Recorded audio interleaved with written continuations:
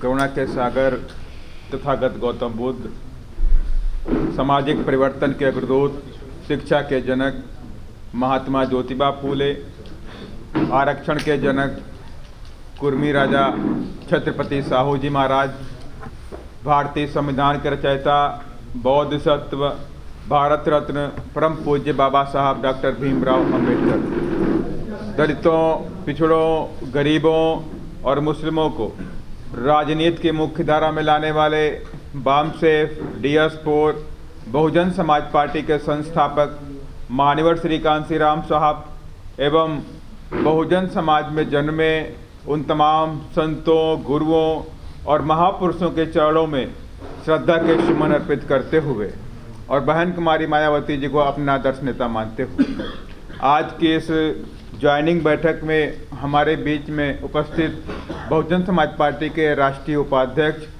आनंद भाई साहब जी, बहुजन समाज पार्टी के राष्ट्रीय कोऑर्डिनेटर, डायनामिक लीडर, युवा दिनों की धड़कन श्री आकाश आनंद जी और दिल्ली और हरियाणा प्रदेश के प्रभारी CP सिंह जी, साथ ही आप सभी लोगों का भी स्वागत करता हूं। और आज ये हर्ष का विषय है कि आज तमाम नौजवान साथी जो विभिन्न जिलों से आए हुए हैं वो लोग आज माननीय बहन जी को 2022 में 5वीं बार मुख्यमंत्री बनाने के लिए तन मन धन से लगने का काम करेंगे। और इसी काम के तहत आज इधर अमित कुमार राजवान जी, आप इधर आइए और अपनी जो बात है वो कहने का काम करें। धन्यवाद।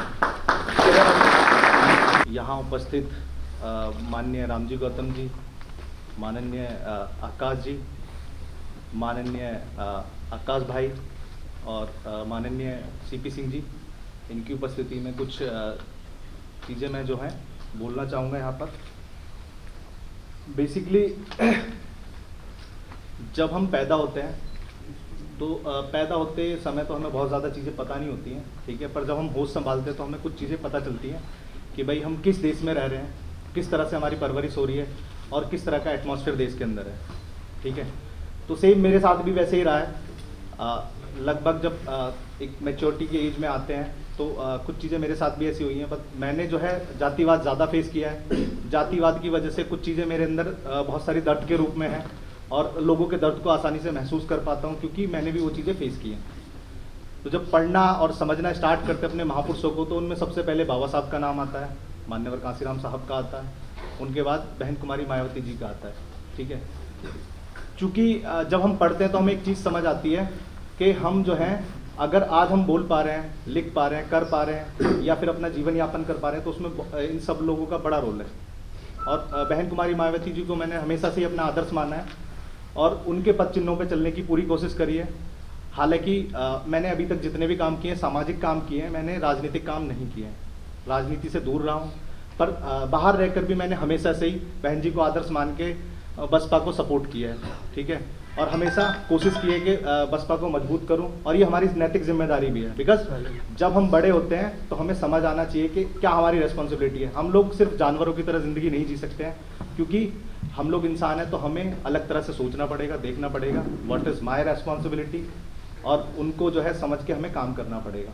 तो अपनी जिम्मेदारियों को निर्वहन करने के लिए मैंने सामाजिक जिम्मेदारियों का निर्वहन किया, उठा के उनको निर्वहन करना स्टार्ट कर दिया। समहाउ कुछ क्राइसिस रहे हैं लाइफ में, ठीक है।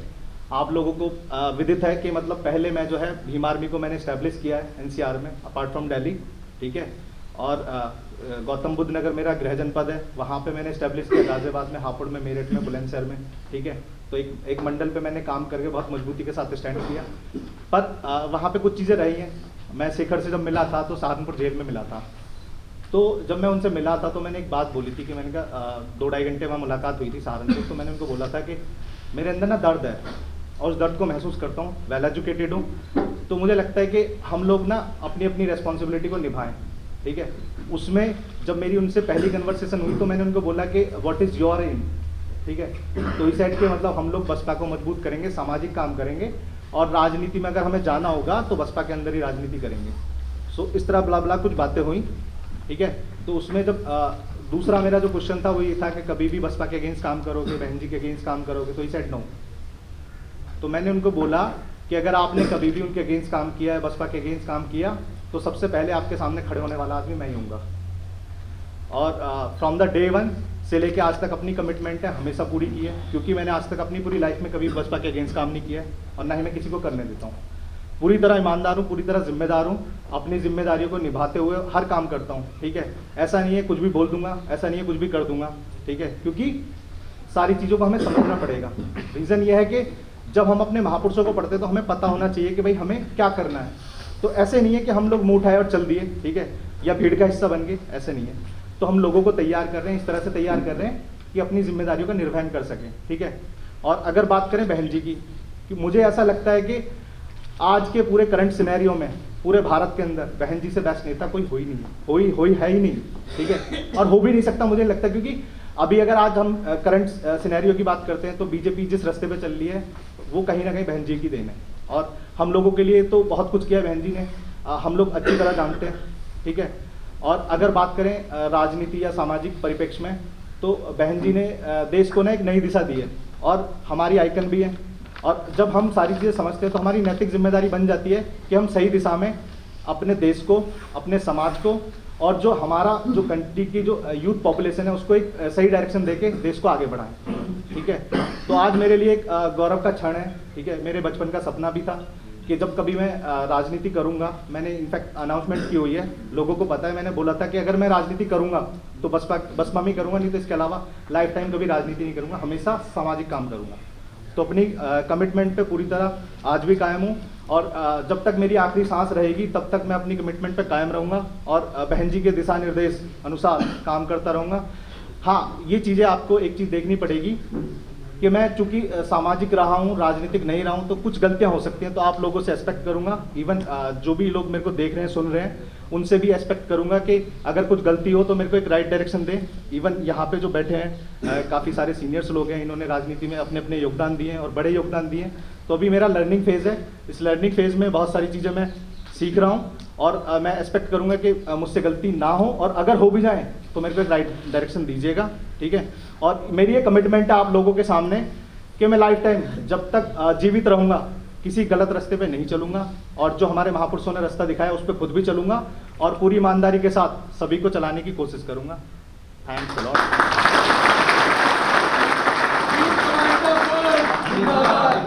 टीम को मैं विलय कर पार्टी के लिए हम जो भीम आर्मी से अलग हुए थे, हमने एक अलग संगठन बनाया, बिकॉज भीम आर्मी सही दिशा में काम नहीं कर रही थी। जैसे हमने फाइंड आउट किया, हम अलग हुए, हमने अलग से संगठन बना के काम करना स्टार्ट कर दिया, और अपनी जिम्मेदारी से कभी नहीं भागे।